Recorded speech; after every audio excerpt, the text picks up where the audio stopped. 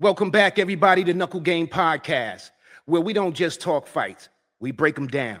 We build them back up. And occasionally, we start arguments in the comment section. What's good, everybody? I'm your host, El Banger. And if you're an MMA fan, man, this is the type of card we've been waiting for. Everybody's talking about Conor McGregor versus Max Holloway 2, and rightfully so.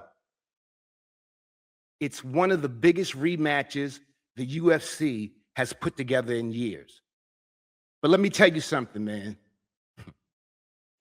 This card ain't a one-fight show. Nah, this is stacked. I'm talking about fights that could easily steal fight of the night. All right, now let's head down to the flyweight division. And if you're one of those fans that say, man, I don't really watch the little guys, first of all, stop it. Just stop it. Because these flyweights, they fight like somebody hit the fast forward button.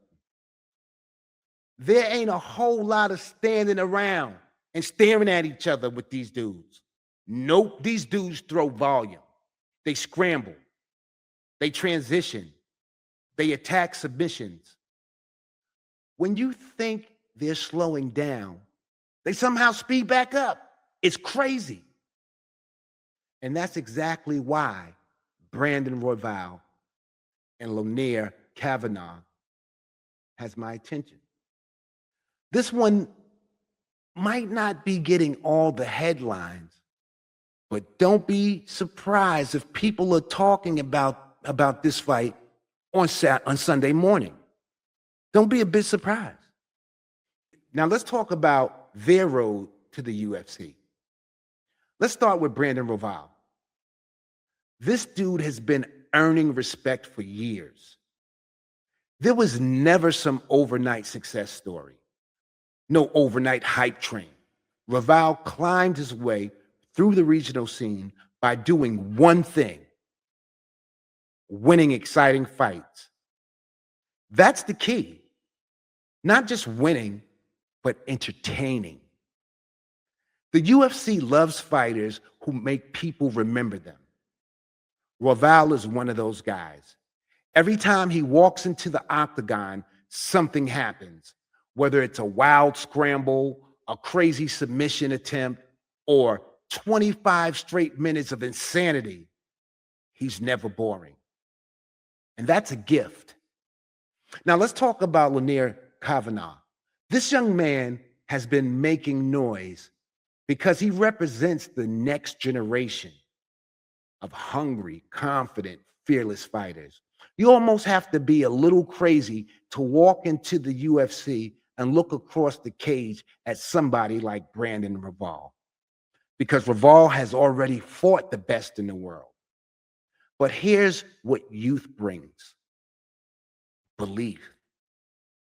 Belief. Young fighters don't always know what they should be afraid of.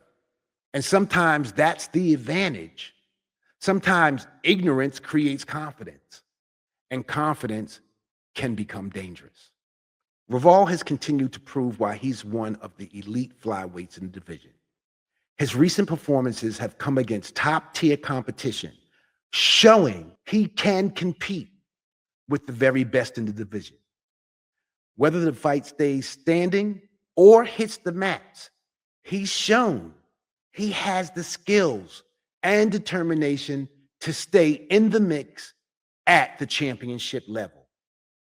Now, Kavanagh enters this opportunity riding the moment that comes with an undefeated rise through the ranks and successful transition into the UFC. Now, Royval has continued to prove why he's one of the elite flyweights in the world. His recent performances have come against top-tier competition, showing he can compete with the very best in the division, whether the fight stays standing or hits the mats. He's shown he has the skills and determination to stay in the mix at the championship level. Kavanagh enters this opportunity riding the momentum that comes with an undefeated rise through the ranks and successful transition into the UFC. Every appearance has built his confidence. And this fight represents the biggest test of his career by far. Momentum meets experience. That's what makes this matchup so intriguing. Now, let's talk about their fighting styles. Royval, chaos, controlled chaos, but chaos nonetheless. He'll throw punches from weird angles. He'll attack your neck, attack your arm, jump into scrambles, roll, spin, then somehow end up on top. Watching Brandon Royval fight is like trying to keep up with a squirrel after 3 cups of coffee. You know he's moving. You just don't know where he's going next. Now, Kavanagh is much more structured, calm, composed, technically sound. He likes clean combinations and smart entries, good positioning. He doesn't seem interested in making the fight ugly, or unless he has to. That's maturity, especially for a younger fighter. Now, Kavanagh, he's much more structured, calm, composed, technically sound. He likes clean combinations, smart entries, good positioning. He doesn't seem interested in making the fight ugly unless he necessarily has to. That's maturity, especially for a younger fighter. Now, let's talk about their strengths. Royval's greatest strength is creativity. He's dangerous everywhere, standing, clinch, ground, transitions. There are very few moments where you can relax against him. And that's exhausting because your brain never gets a break. Now, Kavanagh, his biggest strength is confidence mixed with fundamentals. Sometimes young fighters try to do too much. He doesn't. He trusts his techniques. He stays disciplined. He doesn't look overwhelmed by big moments. That's a quality every future contender needs. Now, let's talk about their weaknesses. As we know, as we said, everyone has a weakness. Royval's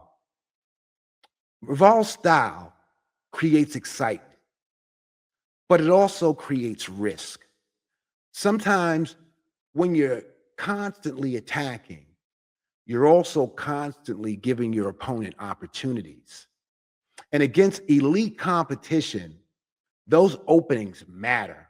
One wrong scramble, one missed transition, one defensive mistake, and suddenly you're fighting from behind. Now, Kavanagh, his biggest challenge, experience. You can't fast forward cage time. You earn it. There's a difference between fighting talented prospects and fighting someone who's already been through 5-round wars against world-class opposition. That doesn't mean he can't win. It just means he'll have to deal with situations he's never experienced before. Let's see if he's built like that.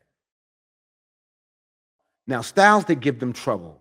For Royval, power wrestlers who can slow the pace and limit his movement have historically made life difficult. If someone can keep him pinned down and prevent him from creating scrambles, they can take away one of his biggest weapons.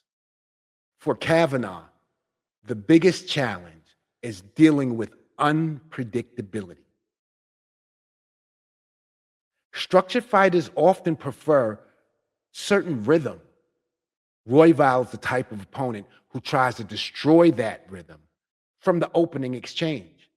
If Royval succeeds in making this a chaotic fight, the advantage shifts towards him. If Kavanagh keeps everything measured, now things get interesting.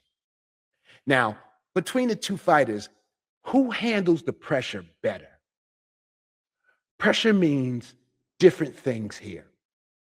Royval has already fought under the bright lights, big crowds, high expectations, main card pressure. He's been there. That experience matters. Kavanagh, this is his opportunity to announce himself. Sometimes that's dangerous because young fighters with nothing to lose can become the most dangerous guy in the building. He isn't carrying the pressure. He's carrying opportunity. And those are two very different energies, two very different things. So what are the keys to victory? For Brandon Royval, don't fight safe. Fight your fight. Push the pace.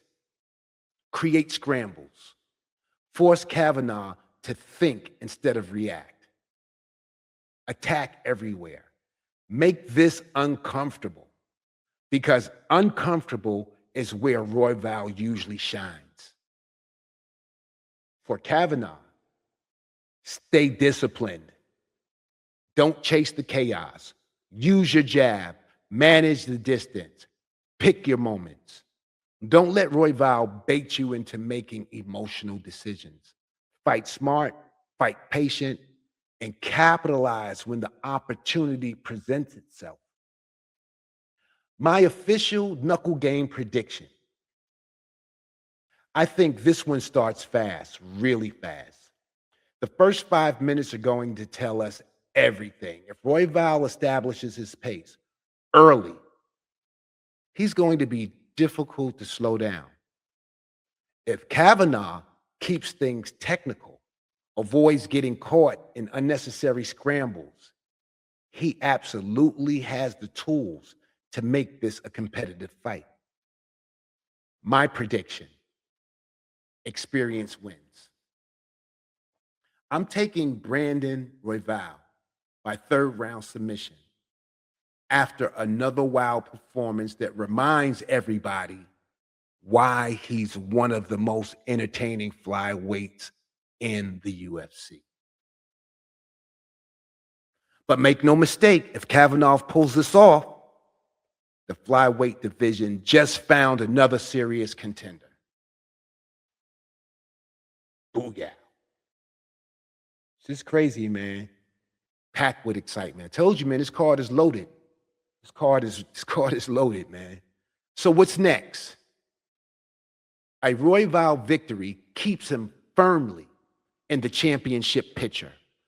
Every impressive win keeps his name in the conversation for another run at UFC Gold. If Kavanagh wins, that changes his career overnight, man. You don't beat a proven contender like Brandon Royval and stay under the radar.